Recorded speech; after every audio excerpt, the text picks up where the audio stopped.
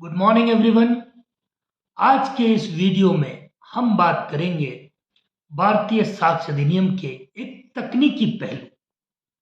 भारतीय साक्ष्य अधिनियम में दो शब्द बारी बारी से बार बार प्रयोग किए गए हैं। एक शब्द है सुसंगतता, रिलेवेंसी, और दूसरा शब्द ग्राह्यता, एडमिसिबिलिटी। हम इन दोनों शब्दों को जानेंगे, इनके बीच के अंतर जानेंगे और किस प्रकार से साक्ष्य अधिनियम में इनकी प्रयोजकता है, प्रयोग किए जाएंगे, उन बातों पर भी डिस्कस करेंगे। कई बार इम्तिहानों में, चाहे वो एलएलबी का एग्जाम हो, चाहे वो मेंस के एग्जामिनेशन हो, किसी भी जुडिशियल सर्विस के, तो एक कोटेशन के रूप में हमको सवाल दिखाई पड़ता है और वो कोटेशन होता है कि प्रत्येक ग्राह्य तथ्य सुसंगत तथ्य होता है, परंतु प्रत्येक सुसंगत तथ्य ग्राह्य तथ्य नहीं होता है। Every admissible fact is relevant fact, but every relevant fact is not admissible fact. तो जब भी इस प्रकार का कोई कोटेशन आपसे पूछा जाए तो इसका सीधा सीधा अर्थ है कि एग्जामिनर आपसे इन दोनों के मध्य अंतर पूछना चाहता है, डिफरेंस पूछना चाहता है। तो हमें इन दोनों के बीच का डिफरेंस जानना है और इन दोनों शब्दों को भी समझ लेना है। चलिए पहले हम सुसंगत शब्द की व्याख्या करते हैं, रेलेवेंसी क्या है इस पर बातचीत करते हैं, और उसके बाद एडमिसिबिलिटी पर बातचीत करेंगे और फिर आखिर में दोनों के डिफरेंस को भी डिस्कस करेंगे। देखिए, जहां तक रेलेवेंसी का सवाल है, जहां तक सुसंगतता का सवाल है, तो सुसंगत तथ्य की परिभाषा साक्ष्य अधिनियम में दी गई। लेकिन अगर साक्ष्य अधिनियम में हम उस परिभाषा को देखेंगे तो उन्होंने कोई डेफिनेशन नहीं देकर के केवल एक इशारा कर दिया कि यहां से यहां तक के प्रोविजन रेलेवेंट है, सुसंगत है, लेकिन यह नहीं बताया कि सुसंगत तथ्य है क्या। इसके बारे में जब हम कुछ कमेंट्रीज पढ़ते हैं, कुछ अच्छी अच्छी पुस्तकें पढ़ते हैं, तो हमें ध्यान में आता है तीन विधिशास्त्री हुए, फिप्सन, विगमोर एंड टेलर। तो फिप्सन, विगमोर और टेलर के अनुसार किसी तथ्य की जो सुसंगतता है, रेलेवेंसी है, वो तर्क, कारणत्व और अनुभव पर निर्भर करती है। Relevancy of the fact is based on logic, reasoning and experience.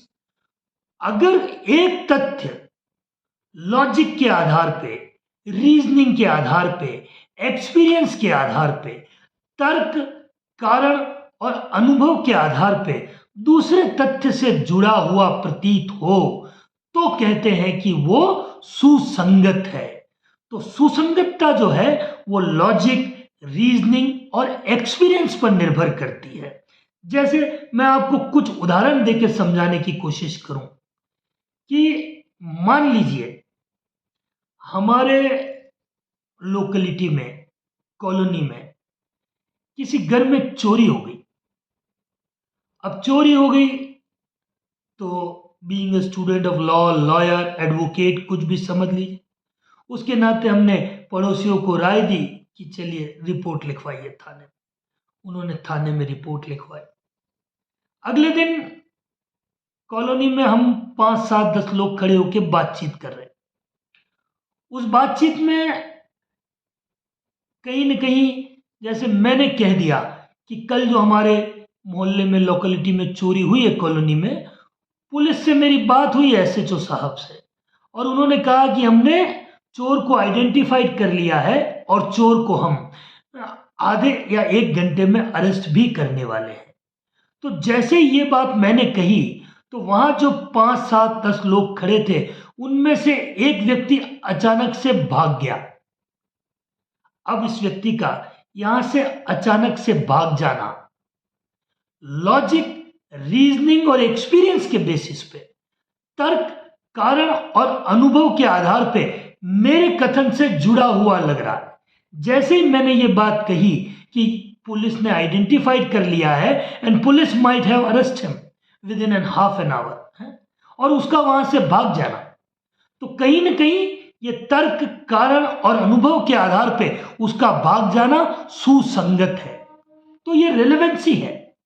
इसी प्रकार से जब कोई व्यक्ति अपराध करता है और अपराध करने के बाद व्यक्ति क्या करता है, अपराध करने के बाद व्यक्ति या तो भागने की कोशिश करता है या फिर सबसे पहले अपराध के साक्ष्य और सबूतों को नष्ट करने की कोशिश करता है, destruction of evidences and proof करता है। तो ये क्या है, अपराध करने के बाद अगर साक्ष्य छिपाए गए हैं या अपराध करने के बाद कोई व्यक्ति भाग गया है, मान लीजिए किसी जगह पे चोरी हुई है और चोरी होने के एक दिन पहले तक तो उसका जो पड़ोसी है या जो लड़का वहां किराए से कमरा लेकर रहता था वो एक दिन पहले तो वही था, लेकिन जब से चोरी हुई है 10 दिन से उस कमरे का ताला ही नहीं खुला। इसका क्या मतलब है, इसका लॉजिक, रीजनिंग और एक्सपीरियंस के बेसिस पे कहीं ना कहीं रेलेवेंसी है कि क्या पता हो सकता है कि इस कमरे में रहने वाले लड़के का इस चोरी में हाथ हो। यही तो कारण है कि चोरी होने के 10 दिन बाद से आज तक दिखाई ही नहीं दे पा रहा। तो ये बेसिकली रेलेवेंसी है जो किस पर डिपेंड कर रही है, लॉजिक, रीजनिंग और एक्सपीरियंस पे रेलेवेंसी है कि भाई ये सुसंगतता है। जबकि हम एडमिसिबिलिटी की बात करें, ग्राह्यता की बात करें, तो ग्राह्यता शब्द का मतलब होता है, अर्थ होता है, एडमिसिबिलिटी का मतलब होता है to admit a fact on to the record of case. किसी तथ्य को मामले के अभिलेख पर ग्रहण करना, to admit a particular fact on to the record of case. तो केस के रिकॉर्ड पे किसी फैक्ट को एडमिट करना। हिंदी में ग्राह्यता का अर्थ होता है मामले को के किसी पर्टिकुलर तथ्य को मामले के अभिलेख पर ग्रहण करने से है। तो ग्राह्यता का मतलब ग्रहण करना है। कहाँ ग्रहण करना है, on to the record of case, एक मामले के अभिलेख पर अगर किसी तथ्य को ग्रहण किया जाए तो कहेंगे कि एडमिसिबल फैक्ट है, वो ग्रहणीय तथ्य है। बेसिकली जो तथ्य की ग्राह्यता है वो विधि पर निर्भर करती है। Admissibility of the fact is based on law, law पे बेस्ड होती है एडमिसिबिलिटी। अगर किसी फैक्ट के बारे में लॉ में लिखा है कि यह तथ्य ग्रहण करने योग्य है, ग्राह्य है, तो माना जाएगा कि वो तथ्य ग्रहण करना है, एडमिसिबल है। इसलिए कोटेशन ये बनकर आया है कि जो भी तथ्य ग्राह्य है वो सुसंगत है, क्योंकि जो एडमिट करने योग्य हैं, जिनको ग्रहण करना है, वो निश्चित रूप से रेलेवेंट होंगे। लेकिन ये जरूरी नहीं है कि कोई फैक्ट रेलेवेंट है तो वो एडमिसिबल भी हो जाए।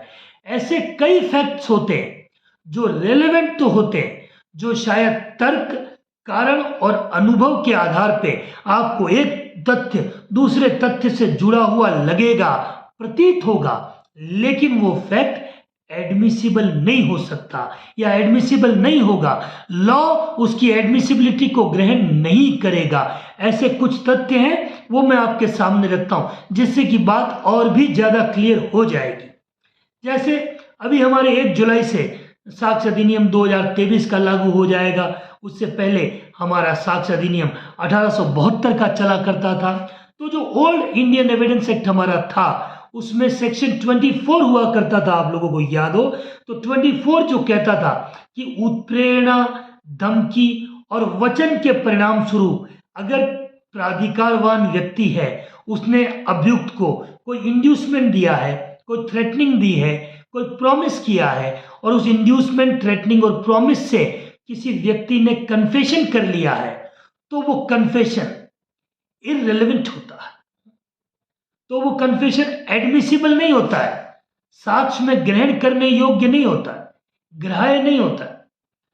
तो देखिए, लॉजिक, रीजनिंग और एक्सपीरियंस के बेसिस पे देखा जाए तो अगर कोई पर्सन इन अथॉरिटी है, यानी कि कोई मजिस्ट्रेट साहब है या कोई पुलिस ऑफिसर है और वो अभियुक्त से ये कहते हैं कि अगर तुम अपना गुनाह कबूल करोगे तो हम तुम्हारी सजा कम कर देंगे, हम तुम्हें छोड़ देंगे, इस प्रकार का कोई प्रलोभन उसे देते हैं, कोई लालच उसे देते हैं, तो निश्चित रूप से तर्क के आधार पे, अनुभव के आधार पे, रीजनिंग के आधार पे तो हम ये मानेंगे कि हाँ, अभियुक्त इस लालच में आके सच बोल रहा। तो ये तर्क, कारण और अनुभव के आधार पे तो एक तथ्य दूसरे तथ्य से जुड़ा हुआ है। उनका वचन देना, उनका प्रलोभन देना और उस प्रलोभन देने के बाद उस अभियुक्त का अपना गुनाह कबूल करना। तो लॉजिक, रीजनिंग और एक्सपीरियंस के बेसिस पे तो ये बात कहीं ना कहीं सही लगती है, रेलेवेंट लगती है। लेकिन आपका सेक्शन 24 का, पुराना एविडेंस एक्ट का 24 का और नए एविडेंस एक्ट में ये सेक्शन 22 में आ गया है। तो नए साक्ष्य अधिनियम में धारा 22 में लिखा है, तो ये धमकी, उत्प्रेरणा, वचन, और धारा 22 में एक शब्द और जोड़ दिया गया, प्रपीड़न, कोर्जन। तो कोर्जन का भी प्रयोग करके अगर किसी व्यक्ति से, कोई अभियुक्त से कोई कन्फेशन कराया गया है, संस्वीकृति कराई गई है, तो वो संस्वीकृति साक्ष्य में ग्रहण करने योग्य नहीं होती है, एडमिसिबल नहीं होती है। तो देखिए, तर्क, कारण और अनुभव के आधार पे तो एक तथ्य दूसरे तथ्य से सुसंगत प्रतीत हो रहा है, दिख रहा है कि हाँ, लालच दिया है तो आदमी सच बोलेगा। आदमी सच कब बोलता है? देखिए, ये ह्यूमन टेंडेंसी है, मानवीय प्रकृति है कि या तो व्यक्ति सच बोलेगा जब उसे कोई लालच दिया जाए, या फिर व्यक्ति को डराया जाए, धमकाया जाए, भय भिन्न प्रीत सिखाए, राम धनुष के बल पर ही सीता लंका से आए। या फिर अगर लॉ की लैंग्वेज में एक कोटेशन में हमेशा कहा करता हूं कि पुलिस जब ठान लेती है तो पट्टे और डंडे मारकर बयान लेती है। तो ये पट्टे और डंडे मारने से तो लॉजिक, रीजनिंग और एक्सपीरियंस कहता है कि मार के आगे भूत भागते। तो अगर पुलिस ने किसी को मारा और मारने के बाद, थर्ड डिग्री देने के बाद अगर उसने कोई कन्फेशन किया, तो लॉजिक, रीजनिंग और एक्सपीरियंस के बेसिस पे तो वो कन्फेशन हमें बिल्कुल ठीक प्रतीत होगा। लेकिन कानून में, एडमिसिबिलिटी के मामलों में लॉ ने मना कर दिया है कि ऐसा कन्फेशन, ऐसी संस्वीकृति एडमिसिबल नहीं होती है, साक्ष्य में ग्रहण करने योग्य नहीं होती है। तो फिर हमारा कोटेशन है कि every admissible fact is relevant fact, but every relevant fact is not admissible fact. तो जो पुलिस ने डंडे मारकर, चमड़े तोड़कर बयान लिए, वो रेलेवेंट तो हो सकते हैं लॉजिक, रीजनिंग और एक्सपीरियंस के हिसाब से, लेकिन वो कानून में ग्रहण करने योग्य नहीं रखे गए हैं, एडमिसिबल नहीं कहे गए हैं। तो एक उदाहरण तो मैंने ये दिया आपको, और भी मैं 2-4 उदाहरण देके इस बात को बिल्कुल स्पष्ट आपके सामने करने का प्रयास करूंगा। दूसरा उदाहरण, जो पुराना साक्ष्य अधिनियम धारा 25 में था और धारा 26 में था, अब वो दोनों ही 25 और 26 मिला के नए भारतीय साक्ष्य अधिनियम की धारा 23 कर दी गई है वहां पर। तो जो पुराने 25(6) थे, अब नए में वो 23 में दोनों ही सेक्शन डाल दिए गए। क्या थे? बड़े नॉर्मल सी बात थी कि अगर पुलिस कस्टडी के अंदर या पुलिस ऑफिसर के सामने, 25 में था कि confession made before police officer, यदि पुलिस अधिकारी के समक्ष कोई संस्वीकृति की जाती थी तो वो साक्ष्य में ग्रहण करने योग्य नहीं होती थी।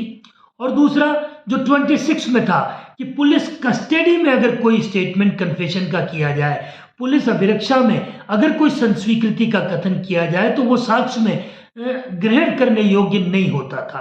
अब ये दोनों बातें सेक्शन 23 में आ गई हैं। नया भारतीय साक्ष्य अधिनियम जो 2023 का बना है, उसमें दोनों ही चीजें सेक्शन 23 में ले ली गई है और उनमें लिख दिया गया कि पुलिस ऑफिसर के समक्ष अगर कोई कन्फेशन किया गया, पुलिस अभिरक्षा में कोई कन्फेशन किया गया, तो वो साक्ष्य में ग्रहण करने योग्य नहीं होगा, तो वो ग्रहणीय नहीं है। लेकिन अभी थोड़ी देर पहले मैंने कहा कि पुलिस जब ठान लेती है तो पट्टे मारकर बयान लेती है। तो लॉजिक, रीजनिंग और एक्सपीरियंस के बेसिस पे तो हमें लगता है कि नहीं, पुलिस ने थर्ड डिग्री का प्रयोग किया और उसी से किसी व्यक्ति ने सच सच बताया होगा। देखिए, ये बड़ी प्रैक्टिकल सी बात है कि थर्ड डिग्री का प्रयोग कहीं सीआरपीसी में नहीं, किसी भारतीय न्याय संहिता में नहीं, किसी नागरिक सुरक्षा संहिता में नहीं, किसी साक्ष्य अधिनियम में नहीं, लेकिन फिर भी थर्ड डिग्री है। थर्ड डिग्री एक प्रायोगिक एस्पेक्ट है।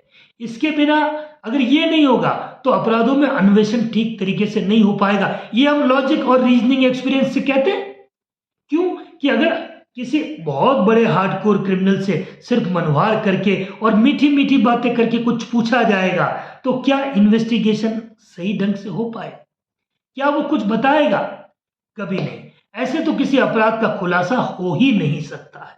तो अपराधों के खुलासे के लिए पुलिस को थर्ड डिग्री का पावर दिया गया। एक तरीके से ना दिखता हुआ कोई अप्रत्यक्ष रूप से एक शक्ति दी गई है। लेकिन लॉजिक के आधार पे, रीजनिंग के बेसिस पे और एक्सपीरियंस के बेसिस पे हम सब जानते हैं कि ऐसा होना चाहिए। अगर ऐसा नहीं होगा तो पुलिस कुछ कर ही नहीं पाएगी, अपराधों का सही ढंग से इन्वेस्टिगेशन हो ही नहीं पाएगा, अपराधों की जो प्रिवेंशन है समाज में, अपराधों की रोकथाम नहीं हो पाएगी। इसलिए लॉजिक, रीजनिंग और एक्सपीरियंस के बेसिस पे थर्ड डिग्री उचित है, रीजनेबल है। लेकिन जब इनके बेसिस पे कोई कन्फेशन निकल के आया है तो वो कन्फेशन सेक्शन 23 नए भारतीय साक्ष्य अधिनियम में एडमिसिबल नहीं है। तो रेलेवेंट तो है लेकिन एडमिसिबल नहीं है, क्योंकि एडमिसिबिलिटी बेस्ड ऑन लॉ, कानून ने लिख के मना कर दिया कि ये बात कानून में ग्रहण करने योग्य नहीं है। अब वो चाहे तर्क के आधार पर, अनुभव के आधार पर, लॉजिक, रीजनिंग और एक्सपीरियंस के बेसिस पे हमें जुड़ी हुई क्यों न लगे एक फैक्ट दूसरे फैक्ट से, लेकिन वो कानूनी दृष्टिकोण से ग्रहण करने योग्य नहीं है। साक्ष्य अधिनियम उसे मामले के अभिलेख पर लेने से बिल्कुल इनकार करता है, मना करता है। इसी सीक्वेंस में मैं अगर आगे और उदाहरण दूं तो एक दो उदाहरण मैं और देना चाहूंगा जिससे कि बात और क्लियर हो जाए। जैसे हमारे पुराने इंडियन एविडेंस एक्ट में सेक्शन 122 मैरिटल कम्युनिकेशन के नाम से, वैवाहिक संसूचनाओं के नाम से हम एक सेक्शन पढ़ा करते थे, जो अब 128 हो गया है। अब 128 में हमें मैरिटल कम्युनिकेशन, वैवाहिक संसूचनाएं मिलेगी। अब उस वैवाहिक संसूचना का अर्थ क्या है?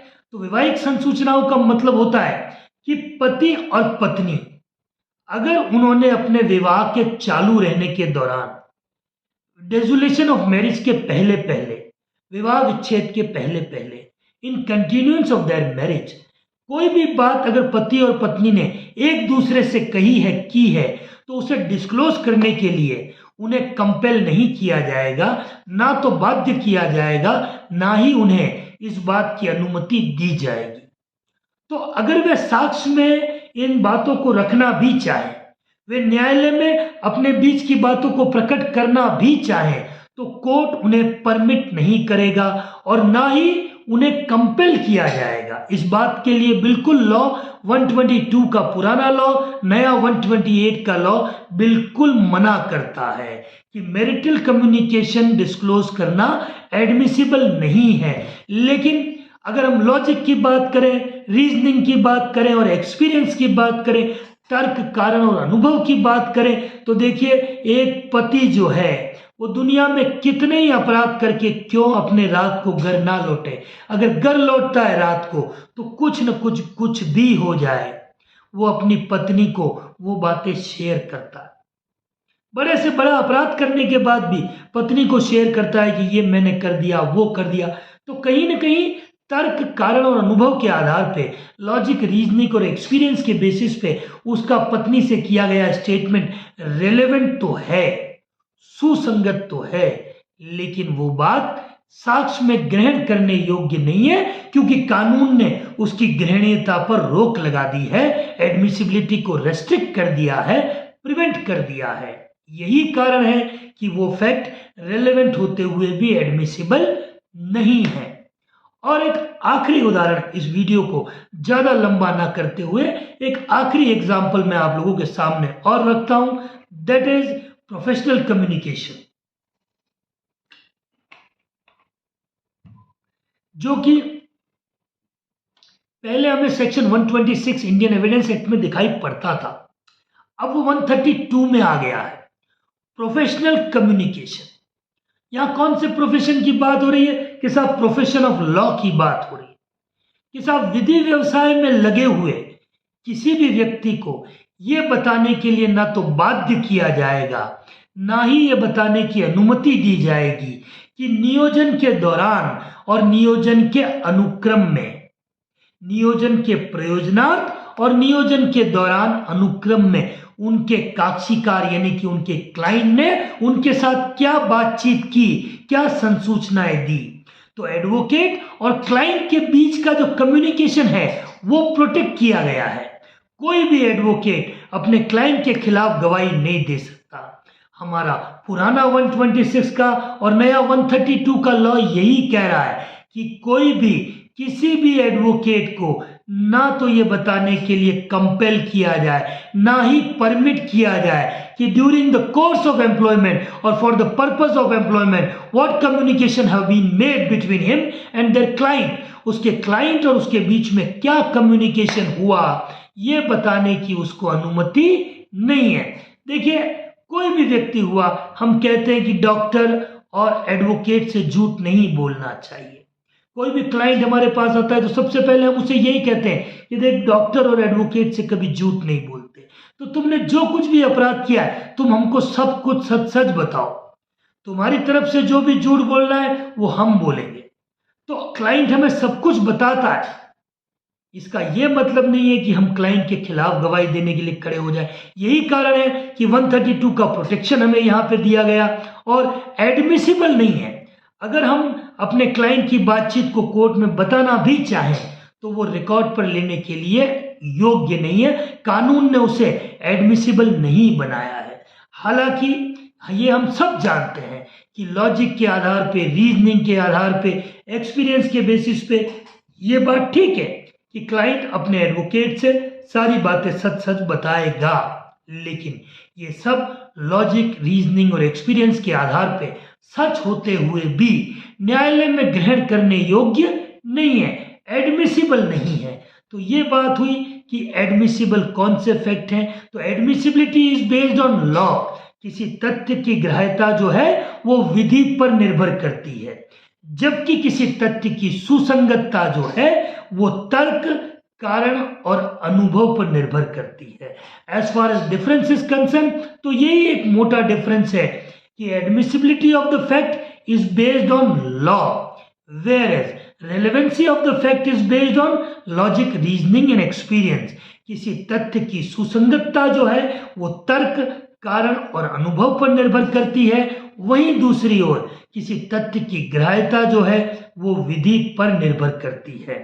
तो इसीलिए कहा गया है कि प्रत्येक ग्राह्य तथ्य, every admissible fact is relevant fact, but every relevant fact is not admissible fact.